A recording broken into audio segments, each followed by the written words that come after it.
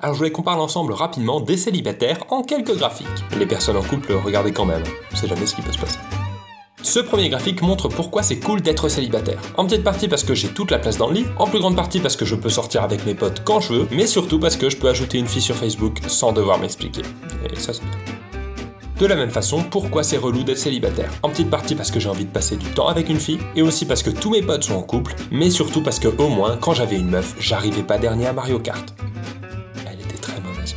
C'est marrant parce que souvent, quand on me demande pourquoi je suis célibataire, je dis que c'est parce que j'avais besoin de temps pour moi, parce que je veux vraiment trouver la personne qui me corresponde parfaitement, ou encore parce que les histoires superficielles, ça ne m'intéresse pas. Alors qu'en vrai, c'est juste parce que cette putain d'appli Tinder ne me fait jamais matcher.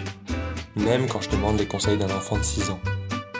D'ailleurs, quand je mets une fille à droite sur Tinder, c'est rarement parce qu'on a plein d'amis et d'intérêts en commun, mais bien souvent parce qu'elle est mignonne, et encore bien plus souvent parce qu'elle est potable et qu'à ce niveau-là, je fais plus compliqué. Et puis parfois, c'est parce que c'est une photo de groupe et j'ai espoir que ce soit elle la plus jolie, ou aussi parce que sa photo de profil c'est une photo de son chien, et je serai prêt à choper n'importe quoi.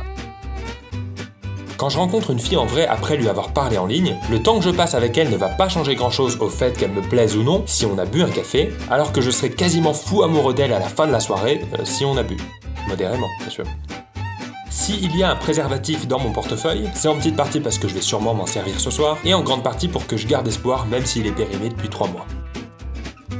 Il y a une étude sérieuse qui a prouvé qu'un célibataire ayant un smartphone quelconque avait moins de partenaires sexuels qu'un célibataire utilisant un iPhone. Et moi, je fais totalement retomber la moyenne alors que j'ai vraiment mis toutes les chances de mon côté.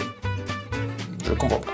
Et on finit par un tableau plutôt intéressant qui montre que quand mon meilleur pote est en couple et moi aussi, je me dis cool, on va pouvoir se faire des petits restos tous les 4. Quand il est en couple et que moi je suis célibataire, je me dis que ça y est, il va devenir chiant, canard. Quand il est célibataire et que moi je suis en couple, j'envie un peu sa situation. Et quand on est tous les deux célibataires, c'est là qu'on peut en profiter pour faire enfin des activités culturelles. J'aime beaucoup la culture.